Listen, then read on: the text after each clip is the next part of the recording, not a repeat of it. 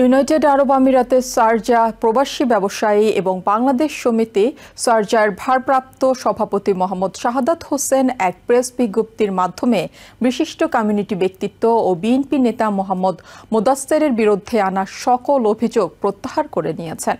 গত বছরের ২৯ ডিসেম্বর এক সংবাদ সম্মেলনে তিনি মোদাস্সের শাহের বিরুদ্ধে তাকে মিথ্যা মামলায় ফাঁসানো এবং মামলা বাণিজ্যের অভিযোগ তুলেছিলেন। নতুন প্রকাশিত বক্তব্যে শাহাদাত হোসেন তার পূর্বের সব বক্তব্যকে সম্পূর্ণ অসত্য, মনগড়া ও ভিত্তিহীন বলে দাবি করেছেন। বুধবার রাতে দুবাই আল তাওয়ারের এশিয়া রয়্যাল রেস্টুরেন্টে এই সংবাদ সম্মেলনের আয়োজন করা হয়। এতে উপস্থিত ছিলেন সিআইপি জসিম, মীর মহিউদ্দিন মিন্টু, মাহবুবুল আলম, মুজিবুল হক মঞ্জু, শহীদুল্লাহ সহ আরো অনেকে।